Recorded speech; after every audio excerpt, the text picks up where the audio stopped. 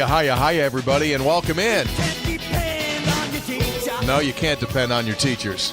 You can't depend on your preacher. You can't depend on your preacher, it says. You can't depend on politicians. And we know you can't depend on a politician. But you know what you can depend on? Three Guys Before the Game. Hi, everybody. Welcome in. It is time for the post-Texas Tech edition of Three Guys Before the Game. Tony Caridi in studio with Coach. Oh, what? With We've got a new third guy. Coach Greg Hunter is in for Hoppy Kercheval. Hoppy's out. Coach Hunter's in for the very first time. Hi, Coach Hunter. I feel like I'm getting called up from the minors. And I mean, not only am I getting called up, but I got to sit in for Hoppy. Yeah. If I got to talk impeachment, you can just kick me out right now. So we went to the bullpen and we just said, let's just go with the right-hander. Bring in Coach Hunter. You know, we talked often about the talented, deep group of receivers for the Mountaineers. We're very similar to that. We got a lot. We got third chair open. Fine, just plug somebody in. Yeah, we got Hunter will get 3 touchdowns today. That's next it. man up. Yeah, whatever. That's what the coaches say, right? Yeah, next man up. That's why handle it. we wouldn't have recruited Hunter to be on the team if we didn't think we could win with him. Senator is also here, as you've heard, and welcome in. Post-Texas Tech edition. I have the luxury of flying on the team charter. Coach Hunter, he has to go to Lubbock the old-fashioned way, which means his horse just got back. That's a long trip, Coach Hunter. Trigger did a fine job. Got a little tired there about Oklahoma City, but it was, that's a trip. There's no doubt that getting to Lubbock, if you're on a charter, it's just an extra, half hour compared to some of them? Yeah, 2 hours and 35, 2 hours and 40 minutes. Yeah, well, 2 hours and 35 minutes I was in Post-Texas driving through the Chevron to get some gas. So Is Texas wide?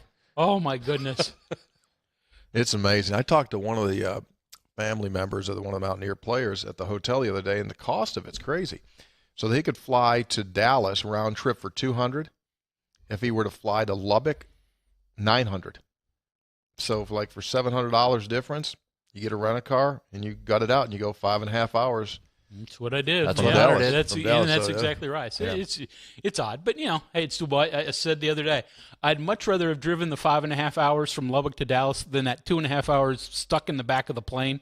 That's just deadly. Oh, I'll take the plane. You can wrap me on the wing. I'm fine. I'm getting home. Hey, so today on the program, we'll do our post-Texas Tech wrap-up. West Virginia certainly made it interesting, didn't they, folks? 42-34. The final score, and a lot to dive into and digest there. And as we record, we'll jump ahead here real quick. The schedule has been announced for next Saturday's game against Iowa State, and West Virginia is going to have its hands full because it's never easy to go to Ames if it's 11 a.m. or if it's 2 p.m. And instead, this one's going to go under the lights, 7 p.m. start time. That's the latest we've ever started in Ames. Now, we've had some in the afternoon that go to night, but we've never started in darkness and end in darkness, and that's going to be a challenge, but that's down the road. We've got Kansas in front of us, and we've got Texas Tech to put to sleep. So, 42-34. This Mountaineer team, which to this point I think collectively we all agree, has done everything we would hope to have it do in its first 3 games of the season, goes out and has a first half in which, again, we all went and looked back and said, man, that's about as good as you could play out. You go on the road, you immediately put your hands around their throat, and you start to squeeze, and you go into the locker room, and you're up 35-10, and you just knock their quarterback out of the game. So you think everything's good to go. But West Virginia did struggle mightily offensively in the second half of play. I mean, how bad? Really, really, really, really bad, to the point where the offense produced just 1 field goal in the am I correct? Did we get a field goal? No. Didn't even get a field goal. Keith Washington picked 6. That was it. That was the only scoring. thing. Yeah, why did I think 3? That was it. And so the Mountaineers kind of got it done, but it was a concern. So let's jump into it. First, let's talk about the good, then we'll get into the bad. The good, what do you got? So I think I think you look at this game from 2 different levels. Take a macro and a micro view of it. Macro level being this. Had you told me West Virginia would go on the road to a ranked Texas Tech win by 8, really by 15 if you want to push it, because that last touchdown for Texas Tech was meaningless. So you win by a score, 2 scores. The defense comes up with 3 picks. One of those picks is a pick 6 by one of your defensive backs that you had questions about. Your quarterback throws for nearly 400 yards, 3 touchdowns, and no picks. I would have said, yep, that's pretty good. First win over a ranked opponent on the road since 2012. So just big picture, all of that stuff, that's about as good as you can do in that situation. But as we know, micro level, expectations change when you come out of the gate like West Virginia did. And I think that's where you start to go, well, that's a little disappointing.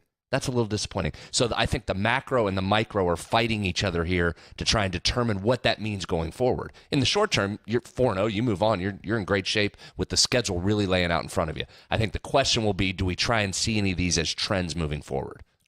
Yeah, I mean, my thought, is go to halftime. And, I wanted this whole game to prove to me where West Virginia was, specifically on the defensive side of the football, because we thought they were good offensively. And at halftime, all around, I said, this is a team that truly can make the college football playoff, because they were that good in the first half. Again, ranked team on the road, all that. I thought they were really, really good. As I put it, awfully good in the first half, but then just awful in the second half. And defense was bad, and that's the worst West Virginia's offense has played in a couple of years. Certainly didn't get any support from the receivers. When you take a look from the folks at Pro Football Focus at Will Greer in this game, Greer ranked out at 92.9 as his overall grade.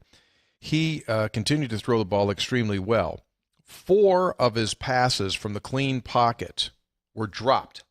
So that dropped down his completion percentage to 83.9. So it's one of these deals, right? That if you make 2 more catches of 2 you dropped, and if you commit 2 less penalties, and I know if is the prohibitive word here, you probably come out of that game and you go like, good to go. But you don't. So instead, we sit here and we look and go like, was that an indication of problems, of things to come, or was it a deal where they went into the locker room and they thought that they had won the game, whether mentally or physically or whatever, they just thought they had won the game. And they thought they knocked out the quarterback that they had heard and raved about all week long. So they said, well, if we just did that to Bowman, Alan Bowman's out, well, the next guy, and they weren't ready to see a running quarterback who was slippery and got comfortable and threw the ball around pretty well. And so they just never were able to reignite themselves. Is that more of it, or is there a problem? At this point, I'm willing to say it's the latter there of letting off the gas because you're drilling a team. And 2, you played so many plays that you haven't had to do all year. You played, 89 plays defensively against that quarterback that was running around. So I'm willing to give it to that, because on the drop side of things, these are guys you've seen perform. You've seen them perform over a big number of games now to know that that's not common. They don't do that. Go back in the first half to those drops. Marcus Sims in particular had 3 catches in the first half with guys draped all over him. I mean all over him, to the point 2 of them were penalties, and he still made the catch. 2 of those 3 where he had big catches turned into touchdown drives. So back to your point of 2 more catches, there's 2 right there that he made in the first half, and they turned immediately into touchdown drives that changed the complexion of the game. So I'm with you there. The dropped balls, I just don't think you're going to see that consistently throughout the year. I have a lot of faith in this receiver crew. The thing that concerns me there, if you're West Virginia, the 12 penalties is something you've got to get a handle on if you're Dana Holgorsen. So only 4 times under Dana has West Virginia had 12 or more penalties. 2 of them are in the last 3 games. So if you're starting to look for things that you say, what's a problematic trend here for this team, that's the one that jumps out with me. Because, again, you go back and can identify a couple of those that change the complexion of this game, where it turns into 56, 59 points and the thing's over, and we're not even having this discussion. So penalties to me are the big red flag I have coming certainly. out. That was a big one for me as well. and I don't think the drop passes are a huge issue because typically this receiving core has been good, though they've had a couple of other drops this year. So I'm not going to say it's the only time it's happened, but it's not certainly been to the extent it was. And let's also not completely absolve Will Greer. He had a couple of wide open receivers running down the field that would have been easy touchdowns that he just flat out overthrew. But those things happen as well.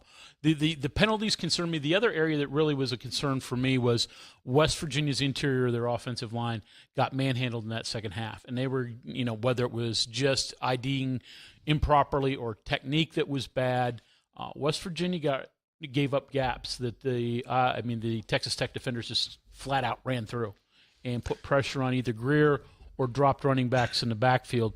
And that was an issue at times last year. Hadn't been through the first 3 games this year, but that thing's got to get cleaned up quickly because that will become a huge problem because people are going to see that other defenses and will quickly target that and come in those same gaps if West Virginia can't figure out how to block it. One note on that, West Virginia was out without Joe Brown. He did not play in the game, and so they went with Isaiah Hardy as the backup. And Chase Barrett was the starter, so you didn't have your normal guy there, but nevertheless, it's a fair point. The interesting thing about the penalties is that in 2 of the games, West Virginia has been extremely clean in penalties. The Tennessee game and the K-State game, right? Really good, and then they go jump off the other side of it. So you're right, they need to find that happy medium there. One guy who continues to be a bright spot, and he was so bright that they started him, is Kennedy McCoy. I don't think any of us thought before the season were to begin that through 4 games that Kennedy McCoy would be West Virginia's starter and that he would be the leading ground gainer. But he comes in to this coming week's game with 244 yards on the year. He's averaging over 6 yards per carry. He's scored 2. He's got a long run of 38.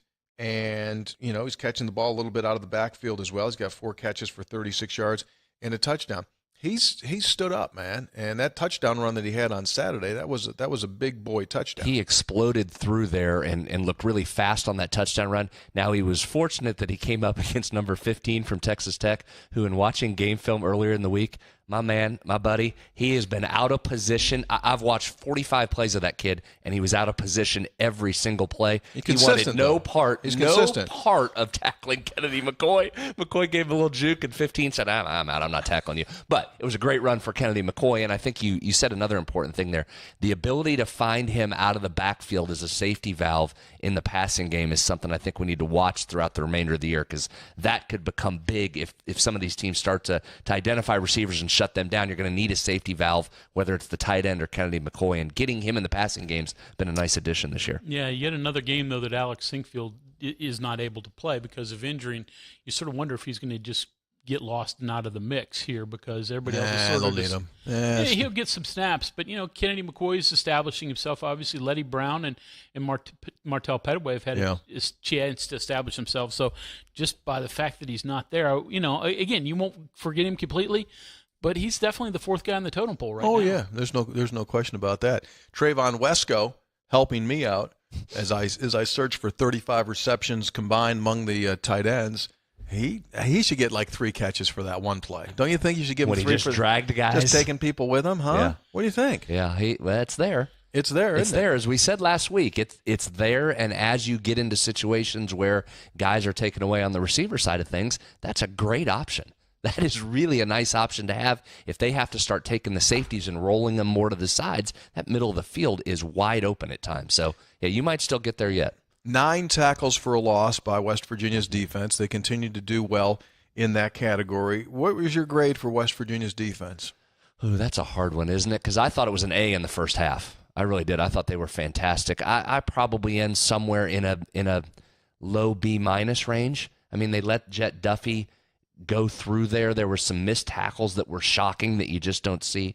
But I actually thought some of those defensive backs I was pretty impressed with. That was my biggest question coming into this game is who would stand up defensive back-wise and make an impression. I thought Josh Norwood was there making plays again until he unfortunately got ejected. And I think obviously Keith Washington showed you what we'd seen the last game or two, that he's a guy that may have some potential to make plays. So probably in the low B range, because ultimately you scored a touchdown defensively, you held them with less points than what your offense scored, and your defensive backs made some plays. So I don't think it was all a lost cause for the defense. No, and again, it's like so much of it, and Brad said it, if you go on at halftime, that was as good as West Virginia's played defensively in quite a while. I thought it was a really great defensive performance, but all of a sudden, the second half, some of the things that have been issues, specifically last year, some bad tackling, even David Long with a bad tackle attempt allowed Duffy to slip through. So, like in every area, was it lack of focus just because you had the big lead, or what ultimately was it? Tony, just to reference back to your tight end, 7 catches by tight end so far this season. Yeah, I'm well aware. Through 4 games. So we're a quarter of the way through. Yeah. So you're looking it's on pace for the under. Yeah, you're still looking below 35. However, I think there is going to be a game at some point where Giovanni Haskins catches 8 to 9. What do you think? He's going to give me an 8 or 9. That might be aggressive, but I think there's a game coming where you're going to have 6, 5 or 7. 6ish. Yeah, I can see that. That's it. What was I can see that. What was the Vegas rule for the over/under because of the cancellation of the North Carolina? Action's action. We're going to go like the Westgate does. Action is action. So But Tony's still in. You'll give me the bowl game, though. Okay. Yeah, I'll give you the bowl game. But you still game. get one less game in that. Yeah. But it's still action. Back on the defensive side, lost. And people don't follow quarterback pressures, right? People talk TFLs, people talk sacks. Kenny Bigelow had 4 quarterback pressures in the contest. That's significant. Kenny Robinson, he you know what? People don't talk enough about him. He's a true sophomore. It's glad you And brought him up. he has his own little Piccadilly circus all the time, right? He gets balls. He did. I thought yesterday was the first time he really jumped off the screen, as he did a few times last year. I thought that was the one game where we've seen him that 2 was around the football a lot and making things happen. David Long, 16 total tackles, 12 solo, according to Pro Football Focus. But they also had him down for a game-high 6 missed tackles. So he was on his way to 20. And knowing how he plays and knowing that he'll be very upset, he might get 20 this week. He might go get himself 20 this week. Much like the drops, I don't think we're going to sit here very often and talk about a game where David Long has 6 missed tackles in it, including the one where he had the one you referenced there. He had Jet Duffy pinned on the sideline there. I don't know if he thought Duffy was closer to the sidelines and a nudge would knock him out. It was very un-David Long-like. Both he and Tonkery. I think there was miscommunication between those two, that they both kind of, for whatever reason, didn't go and make the tackle. I don't know if he thought he was hitting him and the other one thought he was hitting him. Whatever it was, I think that would have been that game was over at that point. Yes. You stop him right there. I agree. Game done. See you later. And again, 100 times out of 100, if you give me a team's third-string quarterback matched up one-on-one with David Long with 3 feet away from the sideline, I take Long 100 times out of 100. Yeah. That's the one time I think you'll see where it didn't turn out in West Virginia's favor.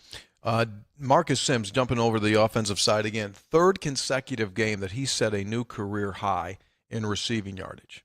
Did it in 1 half this week. Yeah, 3rd straight game. So the Mountaineer coach's grading tape. Offensive champion is Marcus Sims. Defensive champions, Kenny Robinson and Keith Washington. Kenny Robinson and Keith Washington, they combined for 3 interceptions on Saturday. Special teams champion, E.J. Brown, is the special teams champ. And offensive scout team champ, Quincy Hall. Defensive scout team champ, Tavis Lee, young man from Martinsburg. And the special teams scout team champion, Luke Hogan. So there you have it. Sims, to me, in the first half, didn't just have a good game, guys. He was a stud. I mean, that was a big-time receiver you saw, because it wasn't just straight-line speed up the field. It was underneath. I referenced those 3 catches he had with guys draped on his back, and that's 2 weeks in a row now you've seen Greer go to him once underneath and come back the very next play on single coverage and take the corner deep. I thought he was all-American-ish in that first half. He was a beast. And it, surprisingly, right now, is West Virginia's best receiver. Mm-hmm. And who would have thought we'd have said that with David Sills and Gary Jennings out there? And not that either of those have been bad. They did each have drops on Saturday. But still, all of a sudden, Marcus Sims has become a complete receiver. Last year, he was just a go-route guy. Right? Right. And he could do that fairly well. But all of a sudden now he's running stuff with people hanging all over him, running underneath routes, getting yards after catch. And he's become a real, I'm not going to say a complimentary receiver, almost your first receiver on this. Strength, statistically, hands, speed. I mean, he literally showed all of it in that first half. Well, look at the numbers for the season. He leads the team in catches with 24. He also leads the team in receiving yardages with yardage with 433. He's also got 2 touchdowns, and he's averaging 108 receiving yards per game. David Sills has 1 less catch. He's got about 140 yards less in receiving yardage. He's averaging more than 5 yards less per catch. Now, he does have the 5 touchdowns. Gary Jennings has got 22. So Sims has 24, Sills has 23, Gary Jennings has 22, and after that it goes to T.J. Simmons, who's got 8, but he leads the team in average per reception at 22 yards per catch. So you've got some really good balance developing there. Field goal, earlier on I said that West Virginia they didn't. They missed a field goal in the second half, hit the upright. So that's 2 in a row. That was a long one, too. It was. It was a great – he had leg. I mean, it hit halfway up the pipe, right? Yep. So he missed a 51 and a 53, which shows you that he's got the leg to do that. But in each of the last 2 weeks, he's missed from beyond 50. So he's got to get a couple of those to pop in there to give himself a little confidence and a little bounce. That's why I liked that attempt, just to go ahead and see. You saw the 51-yarder earlier that looked like it had the distance. It was just pushed a little bit. I like going for that there. At that point, you have the game in hand, but you're trying to see, all right, what can he do from 50-plus, because you may need that somewhere down the road. Yeah, he has not made a field goal, though, beyond 36 yards. Correct. So Correct. You would like to see him get a little confidence on some distance because at some point West Virginia's going to need one of those. All right, guys, ready to jump in as we do a quick recap here on the Big 12 from this past weekend? Oklahoma 66, Baylor 33. Kyler Murray 17 of 21, 432 yards and 6 passing touchdowns. Good day. He's a problem. You think he's bigger than you thought he was? He's about as big as his water bottle. I mean, he's a little dude now. He is a little dude. He can play. He's dynamic. Yeah, he is. He's dynamic. That'll be a fun game. If both teams continue on the paths they're on, that's going to be a fun game in late November. Oklahoma's next game, with the loss, by the way, Baylor falls to 3-2 and 1-1 in the league. Oklahoma's next game is Texas, and Texas held on to beat Kansas State. 19-14 was the final score. The Longhorns now 4-1 overall on the season. Kansas State falls to 0-2 and 2-3 overall. What's your take on Texas? Bill Snyder covered again as a home dog. Continues at 75% of the time. I told you last week, I was not going to be all up in Texas's grill on their side if they walked into Manhattan and came out with a close win. Now, they were up 19-0 in that game, so you could probably make the same argument you made for the West Virginia thing, but that Kansas State shouldn't be able to get back in the game with you on that. I'm not so sure Texas is far off from what we thought Texas was and what we've seen. Their defense is decent. They've got some guys, and they play differently, but that offense still has a long way to go. In K-State, still schizophrenic at quarterback. Start Alex Denton because they hated Skylar Thompson. Halfway through the game, they go, you know what? Maybe that Skylar Thompson's the guy we need. He ends up leading their comeback. Not quite enough, but they can't figure out who they want behind center. That's always tough. You know what they say. When you got 2, you don't have 1. Well, especially with 2 of them are average at best.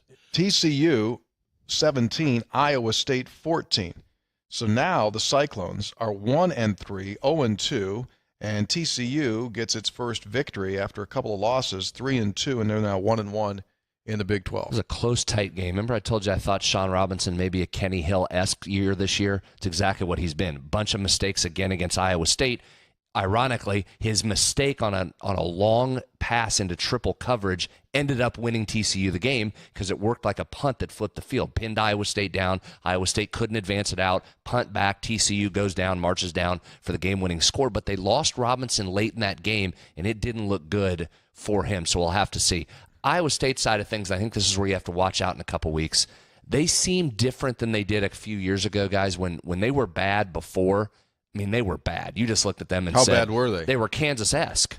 I mean, you just went, whatever, get out of here, Iowa State. You can't compete. Now you look at them, even when they're losing games, I watch them and I go, I tell you what, you're going to have to play. Their defense is pretty good again. Absolutely. They plugged another quarterback in Zeb Nolan to replace Kemp. He made some plays. So they're certainly not Oklahoma, but they're not Kansas either. They have elevated themselves, in my opinion. No, you're right. They're playing teams well. Lastly, West Virginia's opponent this week, Kansas, loses at home by 20 to Oklahoma State. 48-28 is the final score.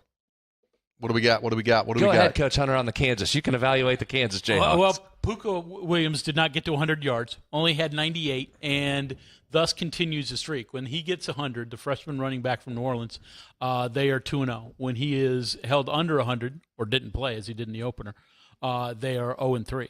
So they've got one weapon, and one weapon only offensively. And they had no chance. I'm back through the first half of that game, Tony. You know, in my extensive film study during the week, I'm through the first half there. Oklahoma State looked like they were playing against air on Kansas's offensive line. They were living in the backfield. Their Kansas just couldn't get anything going. So that was clearly not Kansas's day there from the offensive line standpoint. And that probably attributes to the fact that their quarterback, Carter Stanley, has 13 carries in this game for total yardage of -1. Yeah. So he was scrambling for his life. They were on him hard. Yeah. We'll see. The line on the early line is what, 26 for West Virginia? Yeah. 26. What's the over-under? Haven't looked yet. Okay. Well, That number seems low to me. You guys feel like it as well? I mean, first of all, I think West Virginia's needs to come back with a little juice after a poor second half. I think they're going to come out strong. 26 to a bad team seems like way too little for Will Greer and company. But what do we learn every week? Just when you think you've got it figured out, you don't have it figured out. How about the over-under in the game on Saturday? West Virginia's. It was under. Yeah, I know. Yeah, that's what the trend how said. close is it? I mean, let folks know what it was. So it was 66 was the number. It came down. No, the West Virginia game. 76, I'm sorry. Yeah. Oh, it did go over. Well, it was over depending on what number you got. If you got in at 77 when it opened, it came just under. That number fell down into the 73, then to 70, then back up to 73. It just tipped over. It's amazing. So it was right around that. It was right around both numbers. You see why it settled in that 70-ish number. You say that last touchdown didn't mean anything. Oh, yeah, no, it did. It did for that. You're absolutely right. I mean, from a win-loss standpoint, but there were people watching that extensively coming down the stretch. All right, so there you have it. We'll put the curtain down on the Red Raiders of Texas Tech. West Virginia wins it despite the fact that it does not score an offensive touchdown in the second half. 42-34 is the final score. We are back at you coming up on Thursday. It'll be the Kansas edition of Three Guys Before the Game. We invite you to spread the word. We'll be back again. Check us out, WVMetroNews.com, iTunes, and wherever you find your fine family podcast. Coach Hunter, thanks so much for sitting in with us. I was happy to get called back up, but, I'll happily go down to the Toledo Mud Hens and play a little longer. Back to Albuquerque for you, Instructional League in Arizona. We're out. See y'all.